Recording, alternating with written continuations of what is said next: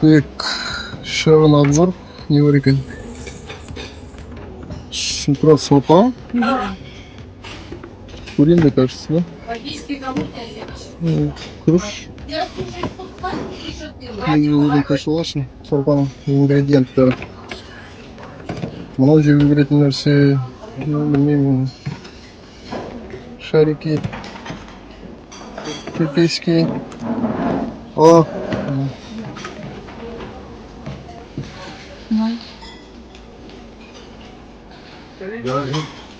Морепродукты.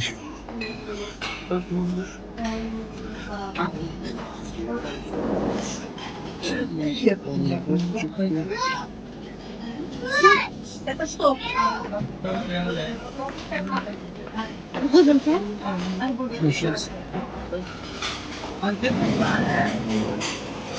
Saat 9'da çıktım завтракка. Sorry, what did you? Өзіме бір ремень алуым керек, мен крокодилдің терісін. Кезінде Таиландтан ақшамды қимай алмай кетіп едім. Енді осында настроениемен келдім аламын деп, бірақ в общем мынау 100 доллардың үстінде.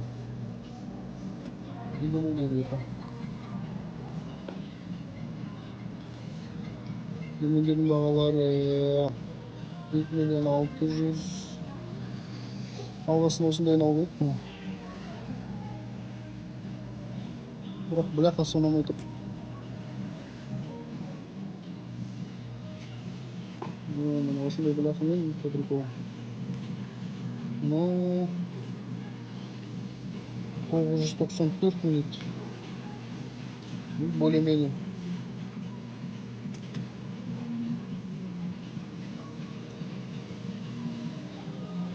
Онда дешті екен, бірақ мынау шалбарға нетін сияқты.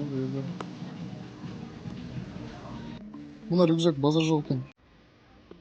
6 мың басының өзі. Реально крокодилдің басы. Аяқтарын тырнағымен. Бағасы 11.523.000. Крокодилдің кәдімгі үйленген терісі. Миллион сколько литров? 1.339 мың дейді. Microsoft.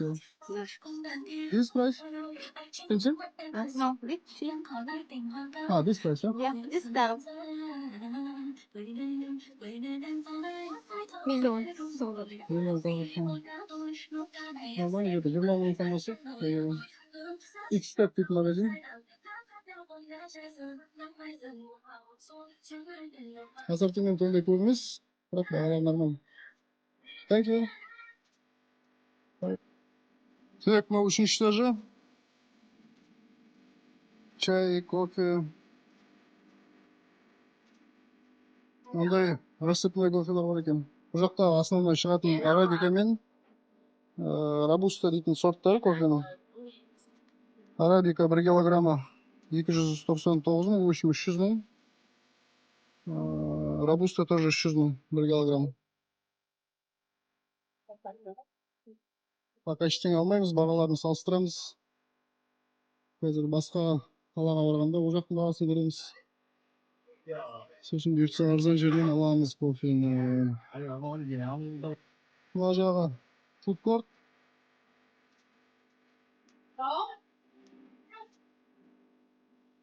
Маркет, супермаркет жағы. Жемчуг. Бұл елде сосын жемчуг тоже көп. Өздері өсіреді.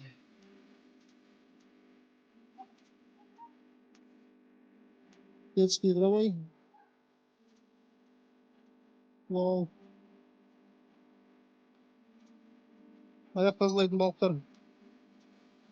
Таиландта отырып көрдім.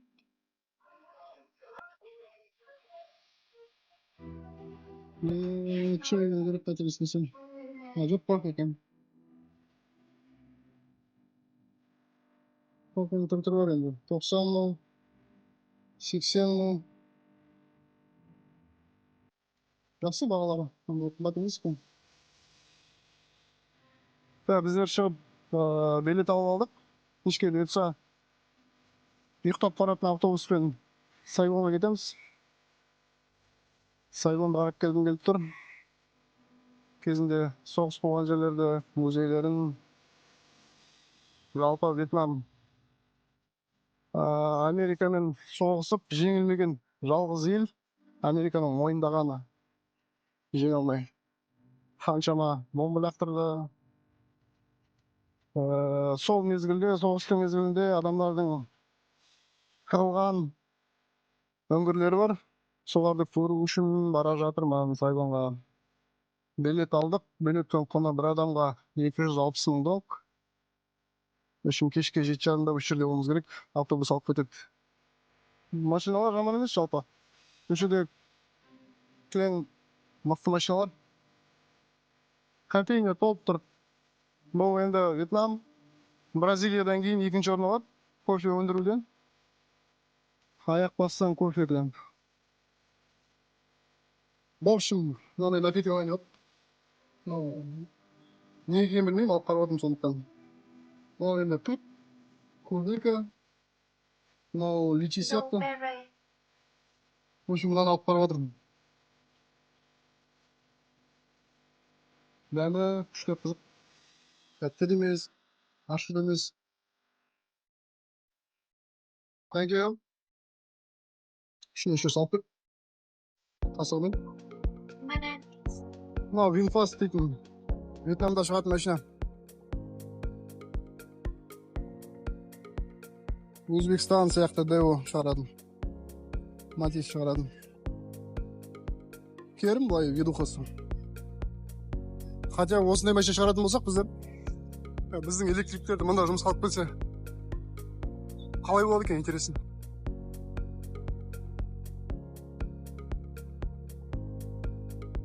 Алтындарының цветі ерекше екен. Через чуть жалтырай ма біртүрлі.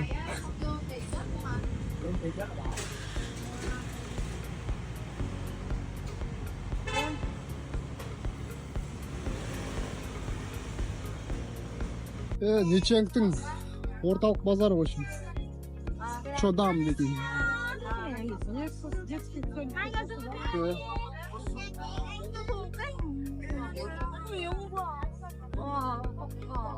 Міне дуриан.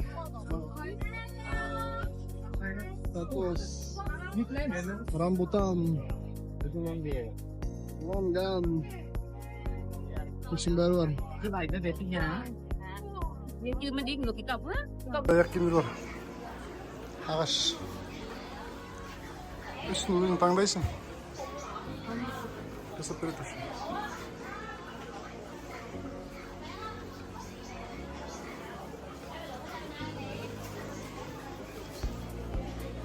О, міне Винфаст, местная машина. Такси отырып көрейін деп жатыр кәдімгідей. Қазірден базарлықтарымызды алып, чемоданымызды алып.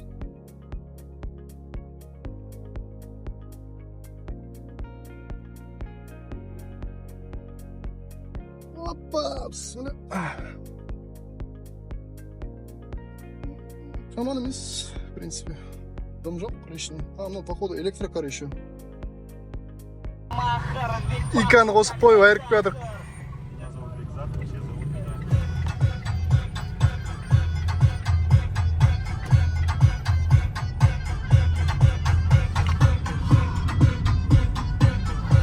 Набережный, главный көшелері, набережный. Кешегі жаяу жүрген жерлеріне сцена құрып жатыр. Мына жер базар міне, кешегі барған, ночной.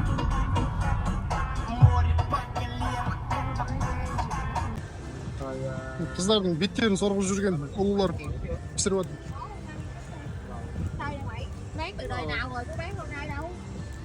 Меди.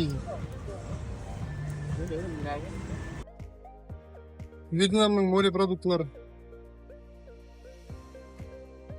Улиттілермен тірі қағап жатыр.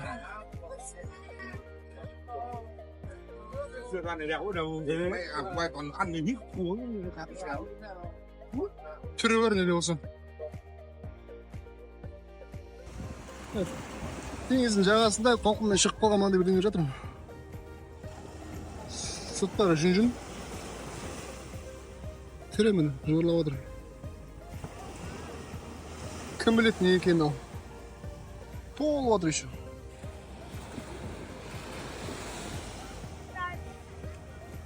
Мен.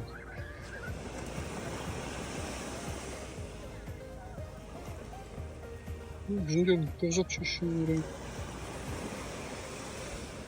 Мынандай тағы бірдеңе шығарып тастады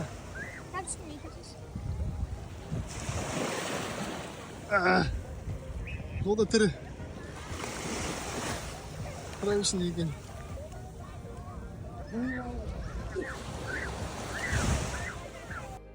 Ақтауға жағажайы бар жерлерге жақсы тема екен.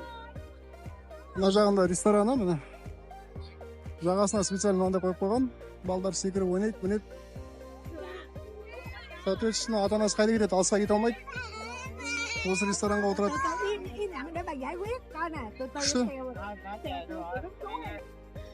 Так, в общем, автобусымызды күтіп отырып кел. Ол біздің алып кететін жер. Типа логистический центр екен. Кішкентай. Отырыштың түрі мынандай. Бұйыртса біздің автобус келді. Тақ-тұқ уақытымен жүреді екен. Сағат 8:40-та жүру керек. Келіп тұр.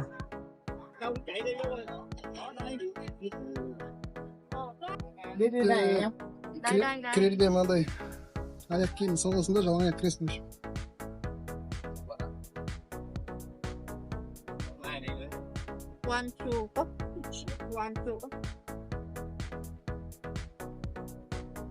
Опала. Аудиті көрейік. B4, C4. Так, C4 мынау. Значит, B4 мынау. Орындарды былай көрсетіп қойған. В общем, егештілерді орнымыз. Адамдар былай жатады.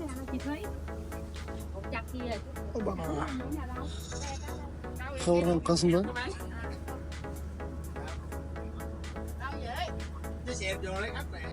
Жалпы қызық екен. Жататын автобусқа мінген. Артта адам толып жатыр. Автобус полный. Походу тоқтап адам жинап кетіп. Таңға дейін жүреміз. Ең арзан билет алдым. VIP-де болды. Каждый капсулада бөлек-бөлек жататын. Бірақ ақшаны үнемдеу үшін арзан алдым. Нормально, местный халықпен бірге кетіп.